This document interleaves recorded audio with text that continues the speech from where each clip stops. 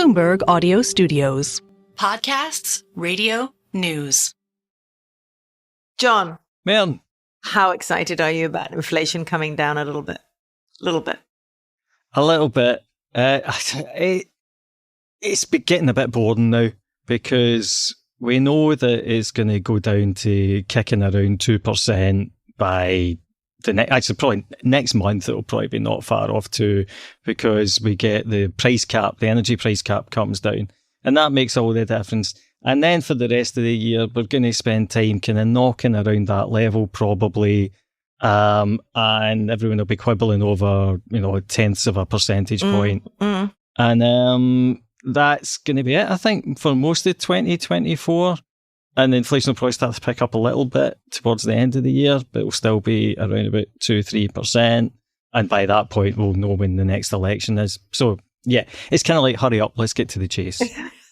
I'm glad that you find inflation boring. I was listening to something on the radio yesterday, and the presenter was asking people in the shops if they noticed inflation was falling. And it was fascinating because everybody was saying, I don't really think things are getting cheaper. And I was thinking to myself, gosh, do we really still have to do this? We still have to explain that falling inflation means prices are still going up, just less. We're having presenters walking around supermarkets asking them if they've noticed prices falling. It just wants to rip your hair out, doesn't it? It is kind of irritating. I mean, I wouldn't mind so much, but these same people are constantly saying we need more personal finance education in schools. You can't even get a rate of change correct. It's just infuriating. And also the inflation rate thing. I saw someone the other day from the BBC, and I thought, okay, it's good you've made one step, but they were pointing out it's not that prices have stopped rising, you're just getting poorer at a slower rate. And you're right, well, actually, no, that's wrong too, because wages are going up faster than inflation. Yep. Have you not noticed that the central bank has got a target of 2%? So if we stuck to the central bank's target and that was the definition, then we'd be getting poorer all the time. It is somewhat baffling that there are a lot of kind of grown adults, all of them with college degrees or university degrees, and none of them seem to be able to get this right. It's not hard. Well, interestingly, a lot of people seem to love the idea of us getting poorer all the time. But maybe that's for another day. Now, listen, given that we have this number that is still not quite at target, do we now think, you and I have always, for quite some time now, held the view that rates are going to stay higher for longer and they were never going to come down as fast as the transitory brigade thought. So we now are a little vindicated, aren't we? I think so. The transitory lot still try to pretend that it really was transitory because now it's nearly back at target. But no, I think we're vindicated. And I think the more important point anyway is that we're back at rates that are actually kind of normal by historic standards. And unless something catastrophic happens to the economy, the Bank of England base rate is not going to go back to 2% or below, or maybe even 3% or below anytime soon, perhaps not even in our lifetimes. So I think that's the important point. Yeah, no, this is the really useful point, and the one that I think we have to keep making over and over again, which is that there remains a view pretty much across the board that once inflation gets to target, to 2%, then interest rates can go right back down again to where they were before this whole incident began. But that is not what's going to happen. You may see rates come down a little bit, as maybe we move into a more recessionary environment or whatever over time. You may see rates come down a little bit, but you're not going to see central banks, I hope, make the same absurd mistake they've made over the last decade or so of bringing them down to ridiculously low rates. Everyone wants normal interest rates. So the idea rates are going back to 1%, barring some incredibly extreme crisis, is just silly, right? It is silly. And the other thing I think this then also leads on to is that the obvious solution for getting the economy over the hurdle from being at 0 interest rates to 5% interest rates is to allow inflation to not let rip, but to kick around the kind of 3-ish, almost 4% mark rather than the 1-ish, 2% mark. Because that way you kind of inflate away everybody's debt quite gently. And then you get back to the point where having interest rates where they are now is not going to kind of cripple the consumer or companies or the government. And so I think the most interesting thing about all the chat about changing the inflation target is the timing. We're basically, or lots of people, including, Mohammed El-Erian, who's obviously highly respected, etc., had been calling for a kind of Federal Reserve inflation target closer to 3%. I saw a Bloomberg article yesterday basically complaining about how the New Zealand Central Bank was being too rigid about its 2% target, and now that was sending the economy into a double-dip recession over there. So I think this all comes from that almost kind of sense that actually, yes, inflation is going to need to be allowed to run a little bit hotter to adjust us back to a world of higher interest rates and normality from a world that was, extremely weird from 2008 onwards. Interesting, the financial repression we've been talking about for years. But going back to this idea of changing the target, to what? In that, as we have discussed several times before, the 2% target in the first place is entirely random. So change it for what? A 3% one, which is entirely random? 1.5% entirely random? 4% entirely random? There is no real rationale for this beyond that academic paper you dug out a while ago. And obviously the New Zealand Central Bank kind of pulled it out of thin air. I'm sure I read somewhere that in conversations about the target, they had considered as high as 5%, because at the time New Zealand inflation was knocking around 7-8%. And so you can see that, that it has kind of come out of nowhere. But my view is that actually Milton Friedman was right on this, because that bit where he talks about how interest rate changes act with long and variable lags, that's gone down kind of like, that's famous because the idea is that when the central bank changes interest rates, it won't affect things for about 18 months. But the point that Friedman was actually making was that, so there's no point on having the central bank move interest rates about, just have interest rates at a specific level, and then everyone, the market can kind of dance around that. And I think that's a more sensible way. Actually, I think get the central bank out of the business of setting interest rates. It should still be the lender of last resort. It should still be there for if the banking system collapses. But it shouldn't be, messing about like month to month, and we're all obsessing about a quarter point hike. Yeah, it's kind of ridiculous. Oh, we had Mervyn King on this podcast a while back. You probably remember, and I talked to him about whether we should change the target, and he was pretty clear on it. It was like, well, already we don't have that much trust for central banks anymore, and if they go around the place changing targets to fit what is happening rather than the other way around, then we're going to lose even more trust in the central banks, which isn't really a great thing. Yeah. Aye, if it's all a confidence game, then that's not the way to play it. It's all a confidence game. Everything's a confidence game, John. That's markets for you. That's markets for you, which are also beginning to shift vaguely in the direction that we expected, right? So the S&P 500 is off quite a bit. The Magnificent Seven are no longer the Magnificent Seven. It looks like we might eventually get our way and start to see value, cheap stuff begin to outperform. Yes, let's hope so. And doesn't today's guest have some things to say about that? Yes, you're right. We do have a guest who talks about all these things, and he was one of those guests who I agreed with on almost everything, which I don't know if that's a good thing or a bad thing. I like to think it's a good thing, but listeners may think it's a bad thing. Anyway, it's Charles Hall, head of research at Peel Hunt. Now, we have talked, you and I, a lot before about the kind of things that I discussed with him about why we should abolish stamp duty on UK equities and the appallingness of the way that affects our markets. You've written about that. I've written about that. We'll put links to those columns in the show notes. He talks a lot about how things should be changed in the pensions market and the ISA market, how we should basically reapproach the whole infrastructure around our listed markets and how important that is. And we invited him on particularly because we like the way he writes, but also he's one of the big voices inside this conversation. You read all this stuff, right? I certainly do. Yeah, definitely. So this is well worth listening to. And once you've listened to it, you should write to your MP and tell them to do everything that Charles says they should do. Welcome to Merryn Talks Money, the podcast in which people who know the markets explain the markets. I'm Merryn Somerset Webb. This week, a conversation with Peel Hunt's head of research, Charles Hall, about his mission, our mission, to revive UK equity markets and why that really matters. Charles, thank you so much for joining us today. We really appreciate it. A pleasure, Merryn. Now, you have been much quoted in columns I have written and in columns that John has written, and I suspect we may even have mentioned you on the podcast. So it is very pleasing to have you here in person. You can actually say things in your own words rather than have us manipulate your words to have you say what we want you to say, which will be something of a treat for you. So let's start with, in fact, we're going to start and finish and all the way through the middle, the UK market. Let's start with what on earth is wrong with the UK stock market? Where do we start? Gosh, there is so much wrong. And It pains me to say it as a specialist in the UK market and have been for many years.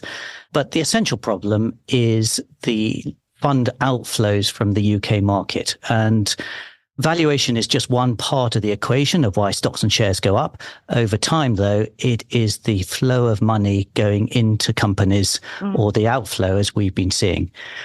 We now have 34 months in a row where there have been outflows from UK equity funds, so almost 3 years worth. There was already a structural issue with overseas investors shying away post-Brexit. Obviously, we've had all the COVID issues, the energy issues, the inflation issues, but underlying it all is this fund outflows, and retail investors are going more global. Pension funds are de-risking. Pension funds are also moving into global assets. And so who is there to buy the UK market? And the reality is there isn't anyone at the moment that is making a big enough difference to offset those outflows. Okay, so in essence, it's a long-term trend where UK retail investors used to own UK equities, UK pension funds used to own UK equities, wealth managers operating in the UK used to own UK equities. And now they think to themselves, that's a little boring and a little dull. Maybe I'm not diversified enough. I should invest globally. And investing globally, we know what that means, right? It means investing in the US, because it effectively means following global benchmarks, and that's around 70% for the US. So all the money that was invested in the UK by people who live in the UK and look to receive their pensions in our currency, etc., are now all investing abroad. That's absolutely bang on. US. Yep, Okay. 100% correct. And the issue is that the incentivization is all to go overseas. We're giving taxpayers money in people's SIPs, in their ISAs, and effectively say, go and spend it wherever you like. It's absolutely fine. No problem. Have the tax break on us. We are world leaders in funding companies overseas instead of our own. And this is the heart of the issue. I'm calling it selfish investment. What's good for me as an individual, good for a particular pension fund, ability to go and access all the Magnificent Seven or whoever you want to access overseas. That's great for us individually. Collectively, it's a total disaster. And this is the situation we've got ourselves in. We believe in the UK and laissez-faire, let everyone do what they want. Markets will sort themselves out. And that has worked in the past. It is 100% not working now.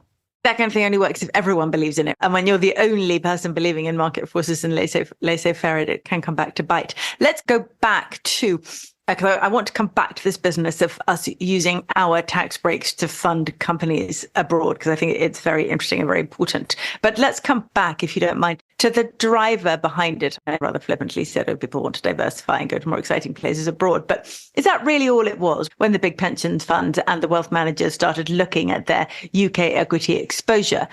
What is it that actually drove them abroad like this?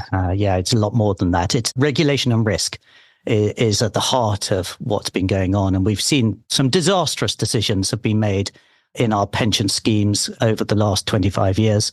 Effectively, they've been a black hole for a load of companies who've been shoveling cash into their pension funds and are finding that they get zero benefit either for the company or for the pensioners or for the economy or for the taxpayer. And the taxpayer would be a good example here, where you may not think that it matters, but it does, because if you put money into the pension fund, you get a rebate on your tax scheme. So it's probably cost the UK £50 billion.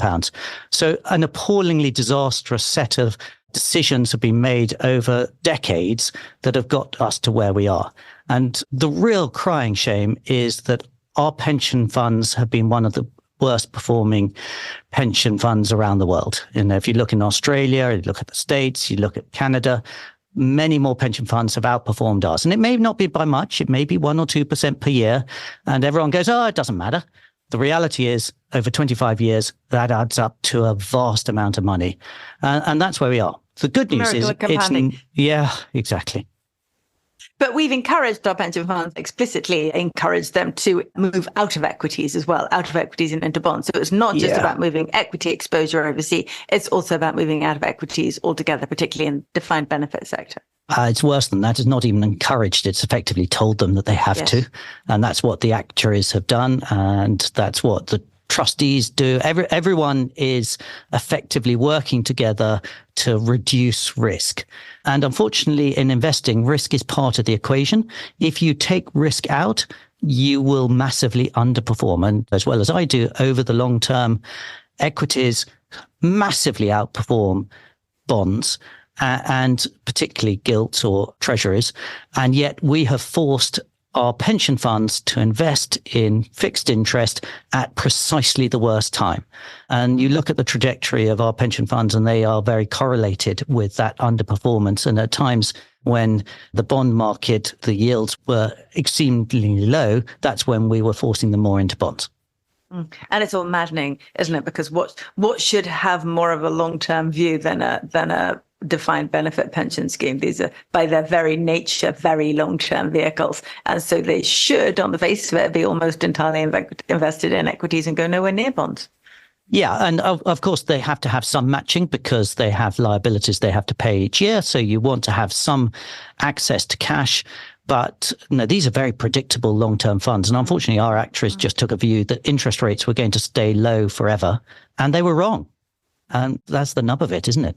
Yes, I think a lot of people could have told them that interest rates weren't going to stay that low forever, but we won't cover that in this podcast. Not today, anyway. We'll come back to it another day. Let's go back to this point, very important point, about the way in which our tax wrappers, not necessarily encourage, but effectively finance companies that are not in the UK. So pretty much everyone in the UK will have the majority of their equity exposure. Remember, a lot of people don't even know they have equity exposure, but they do. They'll have it through their DB pension, but in particular these days, they'll have it through their defined contribution pension as a result of auto-enrollment. And then an awful lot of people will also have ISA investments, which they will know about, and a lot of children will have junior ISAs, which will have equities in them, which they don't know about yet. So a lot of people have equity exposure inside these tax wrappers. Our tax wrappers are incredibly generous, as you say. With a SIP, you get your full income tax rebate, and with an ISA, you get to put your money in after you've already paid tax. And as long as it's inside the wrapper, not a further penny of tax is due on it. And actually, when you take it out tax free as well. So these are very generous tax wrappers. But inside those wrappers, you can use the money to invest anywhere you like. Now, a lot of our listeners and readers think that's absolutely fine, but I rather agree with you that it's not fine. So could you explain why it is that you think it's not working for us? This is a classic example of using UK wealth to fund overseas companies. And personally, it's great. I can invest in NVIDIA. I can invest in a fund that invests in all those global icons in the US. That's brilliant for me. But why should I get taxpayers' money effectively to enable me to do that? I can diversify my portfolio as much as I like. Why do I need to get a tax break to do that? That makes no sense. So effectively, we are giving taxpayers' money to enable people to invest wherever they like. We have got a fantastic set of companies in the UK. Those companies should be benefiting from UK money and certainly UK taxpayers' money. And unfortunately, we're sending it overseas, which means that we are enabling our companies or resulting in our companies being at a competitive disadvantage. And I'm sure you saw the comments from the Shell CEO. That's a microcosm of what's going on. No, our companies are at a significant discount to global peers. And that puts them at a competitive disadvantage because we now operate on a global platform. We don't operate in isolation. So the money flows out. We effectively slightly reduce the cost of capital for companies abroad and slightly push it up for companies here. And along the way, valuations collapse for UK-based companies, which makes them look even more unattractive. And then exciting companies think to themselves, why on earth would I list in the UK when I could go list somewhere else at a much higher valuation? And then all my options would be worth so much more. And particularly if I went to list in the UK, in the US, where valuations are so much higher, I'd even get a bigger salary too. And all those options every year, they'd be worth more and more. So suddenly we see an environment where companies are looking around themselves and thinking, boy, there may be somewhere better to list, somewhere I could list that where the company would continue to be just as brilliant, but I personally would be significantly richer. And wouldn't that be great? Absolutely right. And the US is acting as a sort of a black hole, isn't it? No, it is sucking everything into it. And as you said, it's 70% of the world markets. Mm-hmm. It's got the biggest pool of liquidity, and companies are understandably taking the selfish reason to go and list in the US to access those pools of capital. And we are doing absolutely nothing to prioritize our own economy. And some people say to me, well, does that matter? Does it matter that the company goes and lists in the States? Yeah, this is the key. Yes, the key it does. Question. Who yes, cares? It does. Why does it matter? The company still exists. It's just listed somewhere else. This is just paper pushing. Who cares? And the answer to that is effectively what you get is the company will morph into the location that it is quoted in, because you're then doing your fundraisings over there. You're probably going to be basing yourselves over there. If you're employing people, you'll probably employ them over there. So effectively what happens is high valued jobs transfer to an overseas market, and the whole ecosystem that surrounds these companies moves outside the UK. And when I talk about ecosystem, this is talking about lawyers and accountants and auditors and actuaries and bankers. The whole ecosystem moves over to a different market. And so we lose a huge amount of tax revenue every single time it happens. And that is the crying shame. And when you look at some of our great companies that are going and listing over in the States, and I look at Arm, that is obviously grew up in the UK, then was owned by SoftBank, now is on the US market. That effectively is, yes, people can invest in that, but the reality is it's taking money away from the UK. And so I think about it from a UK GDP, UK employment, UK tax revenue. Why has the UK economy been so moribund for the last 15 years? Why is the US economy outperforming us the whole time? It's these sorts of things that are actually driving that. So we lose the whole ecosystem, because I can actually hear some of our listeners shouting at the podcast, we don't need the lawyers, who cares about them, etc., which is rather similar to when people say the non-doms, let them go, without thinking about the ecosystem that comes with them and about the tax revenue that comes from that system. Exactly. Where does all the money come from to fund our National Health Service and our police and our defences? It comes from people generating income, and they need to be employed. And if they're employed in the UK, they pay tax in the UK. If they're employed in the States, they pay tax in the States. Okay, so healthy capital markets are a major part of democratic capitalism and a major part of a healthy economy. So we accept that. We'll put that to one side.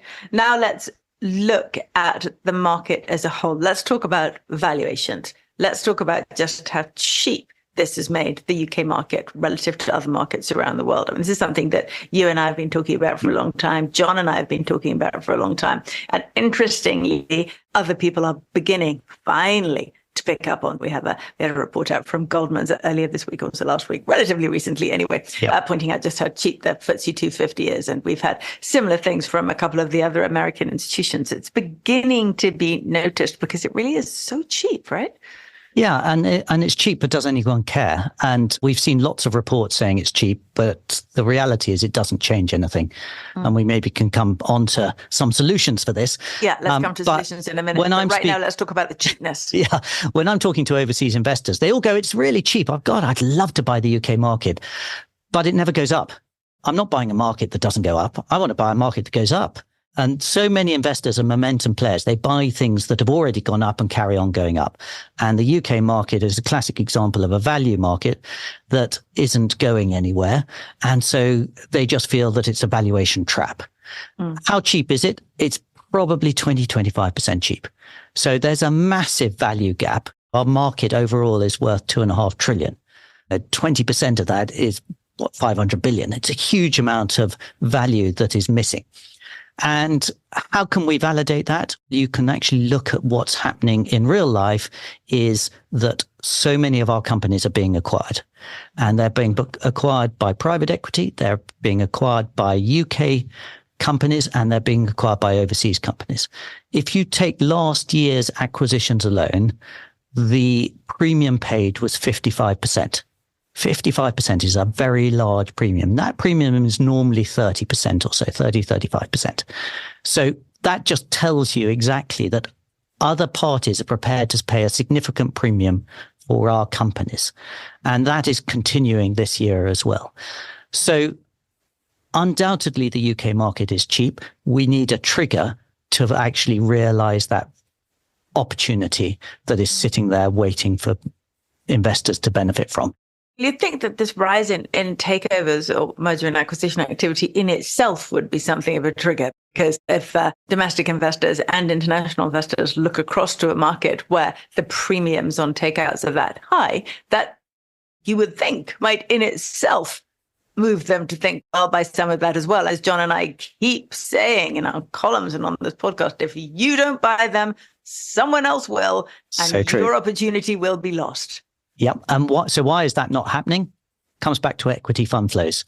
So we are having money taken out of equity funds in the UK every single month. So if a company gets taken out, that puts a bit of cash back in, and that partially offsets some of that equity fund flows. So what we need to see for the UK market to start to turbocharge is equity fund inflows, not outflows. Okay. One of the things that we are seeing that, again, I keep thinking is going to be a catalyst, this is going to turn it around, this is going to make it happen, is the rise in buybacks, right? Because that's the companies themselves putting money into the market. And we have seen over the last year or so, sharp rise in the number of companies across the UK market doing buybacks, saying, okay, my shares are that cheap and you lot won't buy them, we'll just buy them ourselves. And that feels like it should at some point reach the kind of momentum that could create a catalyst. Yeah, and I think there Not is enough? a little, it's not enough. That's the answer. It's not enough. And take the banks. The UK banks are seriously cheap. They're doing huge buybacks. So what they're effectively being used for, these buybacks, is cash machines for equity investors. And if you're running an equity fund and you're a portfolio manager, then every single day, if you're seeing outflows from your fund, you need to be able to sell something to effectively enable you to give that money back again. How you do that is effectively by having an acquisition in your portfolio or by share buybacks, which the companies are doing. Now, actually, of course, it's great news in some respects for these companies to be able to do share buybacks because the return on that share buyback is going to be really good. So it's another reason to buy the UK market. But until we have that equity outflow being stemmed, the shares aren't going to really perform. Okay. All right. That's all I got. What are your catalysts? So the catalyst. Now, here's the most important point. I think there are a number of catalysts that can fundamentally change the perspective of the UK market. We know it's cheap. We know they're great businesses. We know there's going to be more M&A. We know there's going to be more share buybacks. But what is the essential additional pieces? Some of these will take a little bit of time, but some of them will be short term. Now, we talked about the British ISA. I think this is a terrific idea because it gives an extra £5,000. It doesn't cost the Treasury really anything at all. It's absolutely tiny. And yet it could do an enormous amount of good for the UK equity capital market and then the UK economy. But it's really just a symbol, isn't it? That it's more than a symbol. Because very few people use their £20,000 allocation already. 800,000 do. So 800,000 at 5,000 each, that's 4 billion. That's quite a big chunk of money. It's moving us along a little. It's moving. So it's not the silver bullet. Yeah. You have no idea how angry this makes some of our readers and listeners. They are infuriated by the idea, as they put it, that anyone should tell them where and how they should invest. And we say to them, no one's telling you anything. You don't have to take the tax wrapper. You can put your money anywhere you like. Correct. We don't care. Knock yourself out. But if you want to use the UK tax wrapper financed by the UK taxpayer, why should you not invest a small part of your portfolio in the UK? No one's asking you to invest all of your portfolio. And as you say, it's utilizing a tax wrapper. And it's saying is put 20% into the UK. It's not a big ask. It's an absolute, it's a no-brainer. It's one of those situations where it's extraordinary. We have allowed ISAs to be so flexible. And you remember PEPs in the days gone by, you had to put them into the UK, a big chunk of it into the UK. And we have just lost our minds as to the power of money to drive your local economy. And it I'm should going to have be all the obvious. hate mail. I'm going to have all the hate mail for this episode. Sorry about that, sent Merryn. direct to you. Okay, fair enough. Just this once, okay? So that's the British ISA. And I think it's a terrific idea. I think everyone should do it. It will make a big difference if everyone does it. Charles, do you think it's going to make it through? Change of government coming? Do you think this is just one of those ideas yes, that is going to disappear? What's actually really encouraging is that Labour recently put out a financial services review, a really thoughtful, put together document. And there are a few things that they said in there. One, they were a big believer in pension reform. Mm-hmm. Two, they were a believer in encouraging retail investment.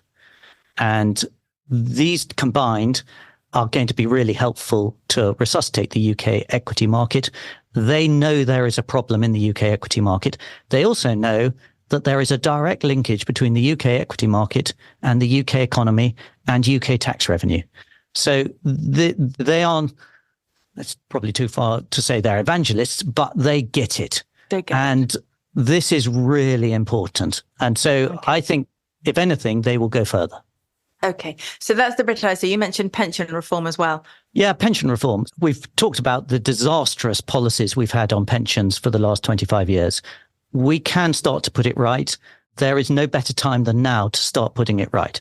We need to be saving much, much more. It's appalling, the low level of pension savings. Actually, what's even more appalling is calling a defined contribution scheme a pension. No, it is a saving scheme. It is not a pension. And we need to enable people to generate a big enough pot that they actually can have a decent standard of living when they're a pensioner. And we are woeful, compared to what the Australians put in. I'm not sure I entirely agree with you. I'm not sure it's that Go on. woeful. I have done the sums on this. On this. And, if you never opt out, which is a key bit, never opt out of auto-enrollment, and from the first day of work, you're auto-enrolled, you have your 5%, your employer's 3%, and you have that during a 35 or 40-year career, and you make the standard long-term average return of, say, maybe 5-6% in real terms. By the time you retire, you will have a pot of something in the region of £250,000. You add that to the state pension. Now, I'm not saying it's luxurious. I wouldn't expect you, Charles, to live on that. I'm just saying that it should create a perfectly reasonable base income. And if it creates a perfectly reasonable base income, which for the purposes of the state should be an amount equivalent to keeping you out of the welfare system, why should the tax wrapper system incentivize you to save more? So just imagine what your rental bill is going to be when you finally retire. Put rents up by 5% plus a year, and you'll find that sadly your income will not go very fast. Just imagine what Thames Water is going to be charging you for the privilege of getting your water. Just imagine what your energy bill is going to be. So many costs are going to go up faster than your pension. And that is the issue is, yes, your pension in today's money may look good. In 20 years' time, I'm afraid it's going to be absolutely tiny. We need to save more as a country. And whether that's a combination of the companies putting in more money into the pension pot or individuals doing so, we have got to put more money in. So we're going to come back to this in another podcast. We're going to do a whole podcast on how much should be in a pension. We'll come back to this. I think a lot more than we currently do is the answer. And what's more, if we put more money into our pensions and actually some of that money went into the UK equity market, we'll then turbocharge the equity market, which will then improve the UK economy. And part of the reason the UK economy has done so badly over the last decade is because the equity market has done badly. And just more cash going in is great. What we also need is the pensions we put our money in, people to actually know what they go into. Yes. And what is appalling is that most people have literally no idea. Most people have no idea what the size of their pension is going to be because they're not given the information. And also, they're going to be retiring into a country that economic growth has been unbelievably pedestrian. And that's what the situation is at the moment. We have to do something about that. And the problem is we've got no capital going into supporting UK companies. So you look at our largest workplace pension scheme, Nest. It's a very good product. It's 12 million people. it's 37 billion of assets. There, you can get some great performance. And you probably noted, I'm sure, that the Sharia fund is the best performing fund, up 116% over the last 5 years. I forget the precise number, but the lower growth fund really lives up to its name. It's delivered single digit growth over the last 5 years. So that alone tells you everything you need to know about how poor our investment market is. How many people know why the Sharia fund does so well? Guess what? It's in equities. Anyway, the point is, you cannot tell from the Nest scheme how much of your money is being put into the UK. You do not know.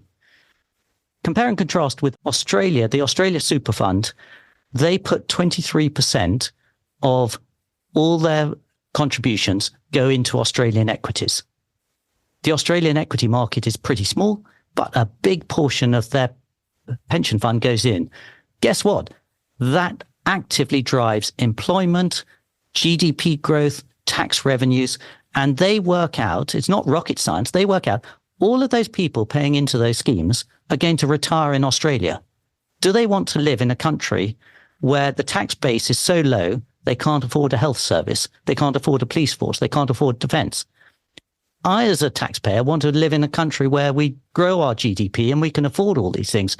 And yet the way we're going, we're not going to be able to. So what percentage of pension fund assets across the UK would you mandate to invest in UK equities? Well, it's a good question. I haven't come up with an answer to that, but you can see that a number, if you look at the Hargreaves Lansdowne portfolios, they're now typically around 10%. I think that's low, personally. I think it should be 15 to 20 as a sensible level, because then you are getting the snowball effect of more money going into the UK. You'll get more company formation. You get more investment. We'll grow our economy. We'll attract overseas investment. And our equity market will also go up. And that creates wealth. That creates more opportunities. So we if we start today, then we can turn this round in 5 to 10 years' time. Okay. Just but by we're going changing to get quite a lot of emails from the financial repression people. So let's move on, which I approve, by the way, not of the financial repression, but the analysis of. Let's move on to the other potential catalyst that we've talked about before. And I said earlier, that's all the ideas I've got, but you and I both agree, I think, that reducing or abolishing stamp duty on UK equity trading would be a really great way forward. We have one of the highest, in fact, possibly, no, not quite the highest. Ireland is higher, isn't it? Oh, yes.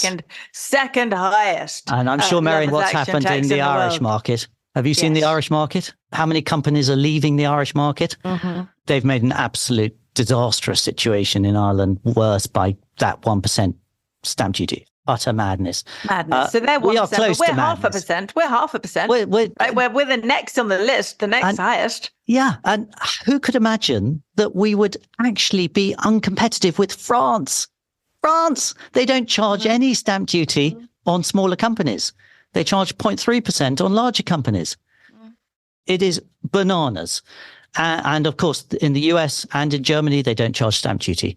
Yeah. So effectively, we are saying to investors at the moment, no, be patriotic, put your money into the UK. And by the way, pay tax on it. Go and buy Nvidia and ARM, now it's a US company, and don't pay tax. I wrote a column on this a while back, and I thought it was one of those niche subjects, and lots of people would either ignore it, and anyone who didn't ignore it would send me emails saying, don't be ridiculous, Merryn, this is marginal, it's nothing. But that's not what I got. I actually got an inbox full of emails saying, yeah, this is why we don't invest in the UK. And I can bore on for really quite some time about stamp duty. But what really makes me mad is when you see things from the Treasury say that stamp duty raises billions for the UK and has no impact on markets. Do you not understand how markets operate? Because it has to have an impact. That's what tax does. It impacts everything. So it is undoubtedly having a detrimental impact on our market. Removing it would have a benefit. And at the very, very least, they should 100% get rid of it on small and mid-cap companies. And why? Because in 5 years' time, that will go to zero. And the reality is we will not have a small and mid-cap sector because it will have been acquired by everyone else over the next 5 years. And that is not an exaggeration. I put into a piece I wrote recently that the small cap market would have gone by 2028. And that is the current trajectory based on the last year of departures from the UK market. Now, I'm more than hoping that is not going to be the case because we have a number of measures that move the valuation structure of the UK market, bring inward investment, whether it's pension reform or a British ICE or stamp duty. We can turn this round really quickly to the benefit of all UK citizens. No, you could add 25% to the UK market within a year by doing things that do not cost the British taxpayer very much money at all, to the benefit of the economy and everyone living in the UK. Now, we may well have a change of government over the next 9 months or so. You think? Maybe. And that obviously is going to have an opportunity for a rethink on all sorts of different things. And as I mentioned earlier, the Labour Financial Services Review, I thought, was very thought-provoking, a very clear document that they understand the problem and they're looking at solutions. Stamp duty is one of the solutions, and I really urge them to look at it really seriously. It raises a small amount of money, a declining amount of money, and if we effectively invested that in our economy and our stock market, then we would get a very big return on it because we'd actually start to resuscitate a crucial part of our economy. Okay, that sounds great. And there'll be a lot of small cap fund managers out there in the UK really hoping that's what happens too, right? Oh, yes. Yeah. Let's move on. I mentioned small cap fund managers because the listeners to this podcast are in the main not fund managers. They're in the main ordinary investors. And the wonderful thing about being an ordinary investor is that no one's judging you. You don't have to show your portfolio to anybody. Nobody knows what's in there. And unlike a fund manager, you're not being judged every quarter, no league tables, no benchmarks, no relative muttering, no desperately trying to get your performance fee, all that stuff, not out there. You can buy value and you can wait. Sometimes it's a long wait. I accept it was a long wait in Japan, and it might be a longer wait than one would like here. But nonetheless, if you are the kind of investor who believes that the price you pay is a big part of the return you get over the medium to long term, and you want to be in the UK and you're not showing your portfolio to anybody, what should you buy? You buy the market. It's really easy. Buy anything. Buy anything. No, you get a 4% dividend yield by buying the market. You don't get much more than that by sticking it in a bank. Actually, you don't get as much as that in most banks. And you have to go into sort of higher yield products and gilts that will be briefly above that. But you buy the market, you get a 4% dividend yield forever. And the capital growth effectively is your upside. And we've already discussed the UK is 25% discounted compared to global markets. That will change one day. It has to change. And either it'll change because the equity market goes up naturally, it'll change because all the companies get acquired or they go and list elsewhere. So you're being paid some really nice income just to be patient. So I think it's a really easy one at the moment. And then within that, if you want to be more specific, you can look at the UK sectors, because actually I'm a believer in the UK economy. I think we can do so much more than we're currently doing, and hopefully that will take place. But actually, we've got some great businesses in the UK that are performing well and are really cheap. You look at some of our contractors, the banks are really cheap. They're buying their shares back because they think they're really cheap. No, go figure, they are. Some of our retailers have been struggling for the last couple of years because of inflation. Inflation is disappearing pretty quickly. They're going to fare a lot better. So there are so many companies you can buy that are going to pay you a really good return for just being patient. Okay. Oh, go on. Give us some names. Go on. Wow. Okay. Some names. If you're looking at the banks, there's Lloyds and West or RBS. Those are both really good quality businesses trading well. You look at retailers, you've got Next is a fantastic business. You look at contractors, the likes of Kier and Galliford Try are great businesses. You look in the consumer space, there are companies like Premier Foods that's got some great brands. And I can go on. There are loads of good companies in the UK. What about the big oil companies? And we're slightly on no speaks with Shell, aren't we, with them muttering about moving abroad? To be honest, I applaud their honesty, because the reality is they are running at a competitive disadvantage to their global peers. They should be on the similar valuation metrics as global peers. And if we're getting a discount because you're in Europe or you're in the UK, whether it's an ESG discount or it's a fund flow discount, that is a fundamental problem. Now, obviously, it would be disastrous for the UK market if they left, because that would be a massive blow of confidence to the UK equity market, and other companies would follow. And I'm sure the government of the day would take that incredibly seriously. Maybe the laissez-faire attitude to markets would fundamentally shift. But be that as it may, I think raising the flag that there's an issue here is really important. Okay. What about small caps? You were just saying that if things carry on the way they are, the small UK small caps are basically gone by 2028.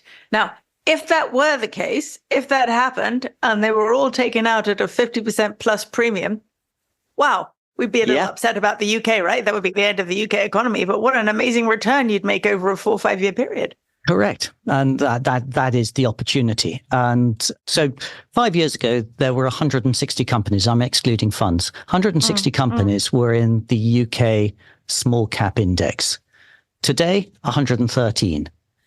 Already, 13 of those are going to disappear over the next year or so. So you can see the trajectory is pretty clear. And we need to refill the hopper. What we have to do is create an environment that companies want to list in and want to stay listed in. And loads of companies that we speak to question why they are quoted.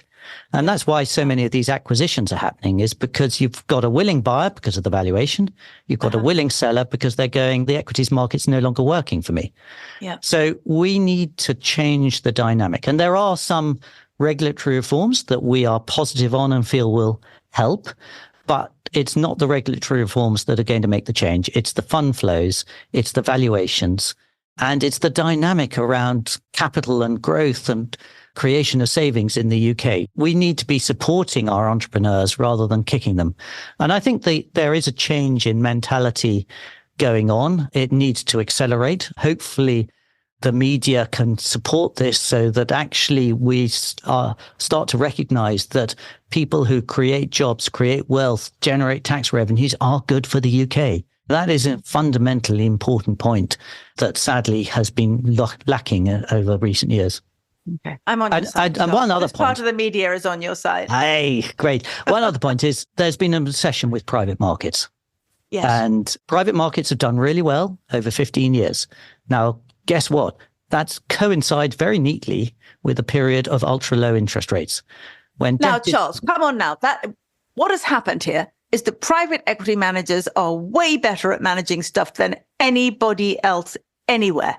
And the fact that debt has been practically free has got nothing to do with it. And I know this because they keep telling me. Now, Merryn, you can't catch me on that one. I think lots of them are terrific, and they are brilliant managers, and they are very good at turning around certain situations outside the gaze of the public markets. And some of them are very good at investing.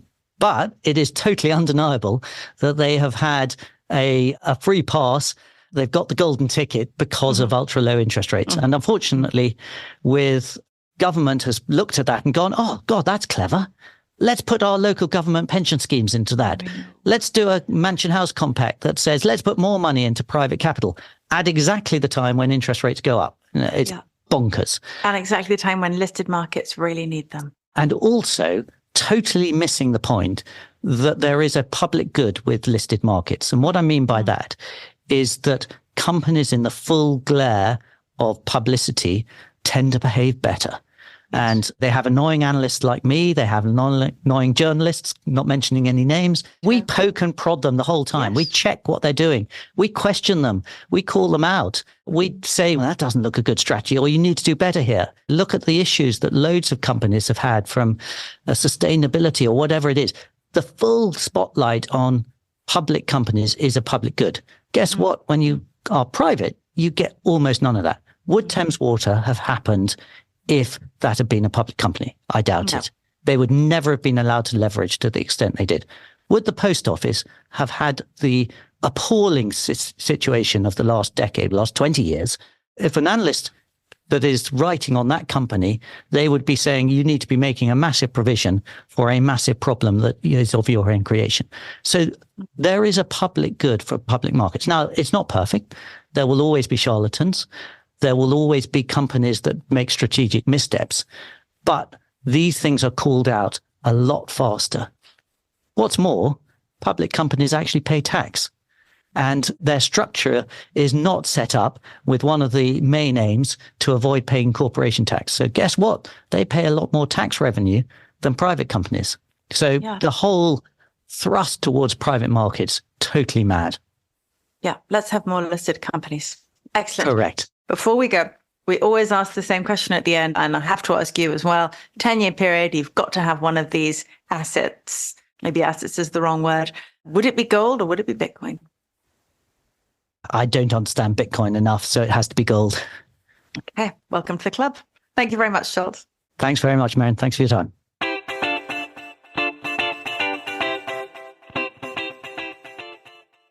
John, you listening to that chat. Is there anything in there that you listened to and you thought to yourself, God, that Charles, he's an idiot? I wouldn't agree with that.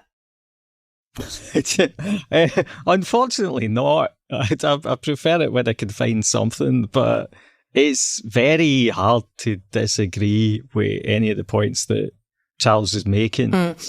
There is one thing that I suspect some of our readers, and I mean listeners, some of our listeners might have qualms about, and I think that you both mentioned this at the time, but the sort of vague hint that it's protectionist in some way, or even financial repression, to be saying where people should be putting their money if they want to get the tax break.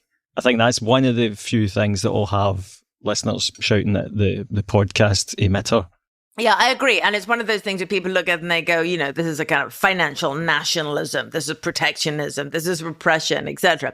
And, to a degree, I suppose it is. It's an attempt to start directing where money goes. But on the other hand, if it is only applicable to money on which you have received a tax benefit, if it's only money inside a wrapper, then I can't see the problem with that. If no one is saying to you, money on which you're paying normal taxes, you can do whatever you want with that, totally up to you. But if it's money that has been, enhanced by a tax wrapper, then possibly other taxpayers, the state, should have some say over where you can or can't invest it. Now, I'm much more comfortable on that with ISAs, because everyone understands ISAs. It's very much a choice. People understand that an ISA is a wrapper, not a thing in itself, etc. So I'm more comfortable with it there. I think we can expect people to understand how that works. I'm slightly less comfortable with it on the pension side, because pensions are such a black box for people,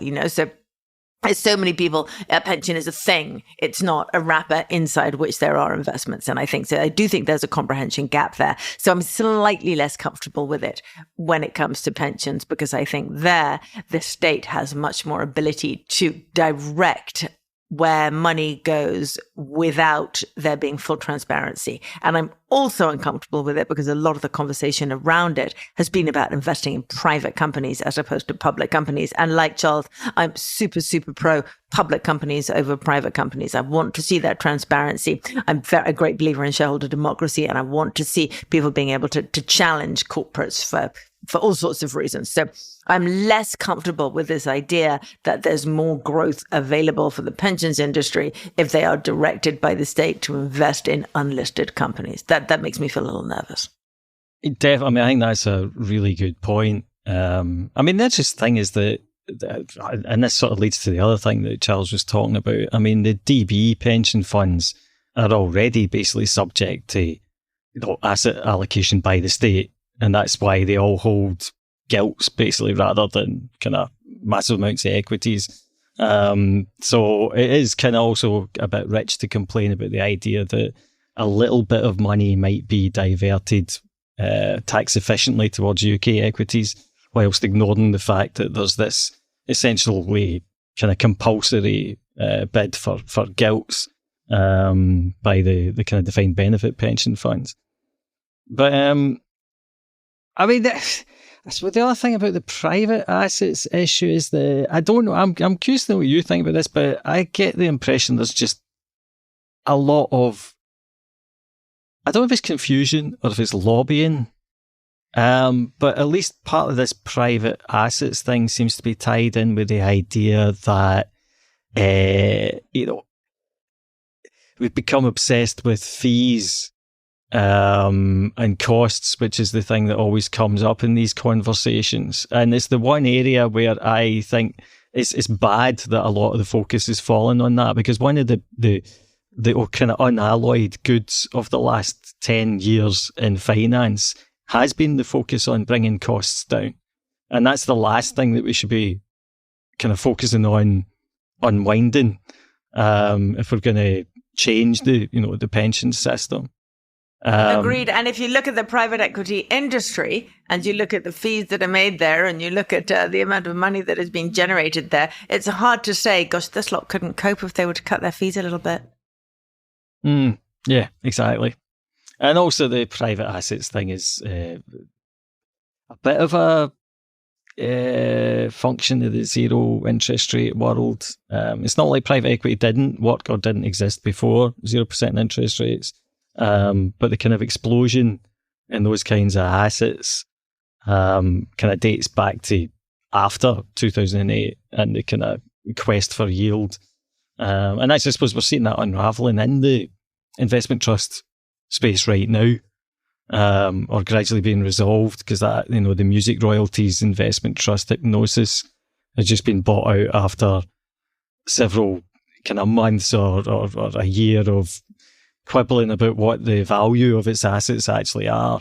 And it's good to see all that starting to get tidied up, because there's a lot of investment trusts a bit like that were basically launched to provide yield in a 0% world, and now really don't have a great basis for existing, at least not in their current forms. Yeah, no, and I think it's good to see the investment trust sector begin to be cleared out. We both have great respect for that sector. I love that sector, and I've worked in it for a long time, and I write about it a lot. But over this very low interest rate period, you've had some new trusts come into that sector that don't necessarily uphold the possibly the long-term investment strategies / values, however you like to put it, that the sector has usually demonstrated. So I'm quite pleased to see that beginning to be cleaned up. That, speaking of private companies, investment in the trend towards that and the disasters it can cause, did you know that Neil Woodford is making another comeback?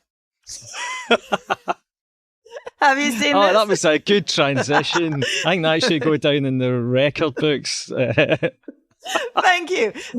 What's he doing? I haven't been paying attention. I want you to mention it, and I'm sure that all our listeners will know about Neil Woodford, and they'll know about the implosion of his career connected to investing in possibly in too many private companies. But there's lots written out there. We're not going to go into that. But we will say is that I see that Neil has opened a new website. Can you open a website? Do you start a website? Do you launch a website? I don't know. Vocabulary problem there. Launch. You launch a website.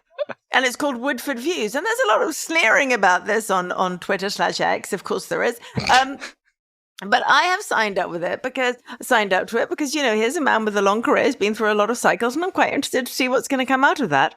And we'll talk about it again. But in the meantime, Woodford Views, if you want to hear from the man who was hero and then absolutely zero and how he's reflecting on that, we might see it there.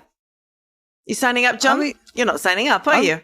I'm definitely going to sign up for that. The one thing that I'll say is that sometimes people are good at one thing and they're terrible at another thing. And clearly he was good at one thing, which was buying big income stocks, and terrible at another thing, which was punting tiny little unlisted stocks. But that doesn't mean he's got nothing to offer at this point. And thankfully I didn't invest in his fund, so I don't have a personal animus here. So no, I didn't either, but we might be alone among the UK investing community. Anyway, it may be that the thing that Neil Woodford originally specialized in, i.e. really great UK income stocks, might be about to have a wonderful comeback, and he'll be in exactly the right place at exactly the right time. Maybe. The fossil fuel sector looks a lot like the tobacco sector did back then. Yes, and he made a lot of money in the tobacco sector, didn't he? I don't think that we really want to end this podcast by recommending that everyone goes off and buy fossil fuels, because then our inbox will get too full. And speaking of the index, here's another shift for you. Thank you very much for your comments and questions. We've been getting quite a few, and we hugely appreciate that. And we will be answering every single one of those questions, except for the rude ones, over the next few weeks. Keep sending them in, except for the rude ones. Thanks for listening to this week's Merryn Talks Money. This episode was hosted by me, Merryn Somerset Webb. It was produced by Summer Sadi, additional editing by Blake Maples. Brendan Newman is our executive producer. Sage Bauman is head of podcasts. Special thanks to Charles Hall and to John Stepek. Please subscribe, rate, and review wherever you listen to your podcast. And don't forget to email us questions, comments, concerns, and hate mail to merrynmoney@bloomberg.net. Thank you.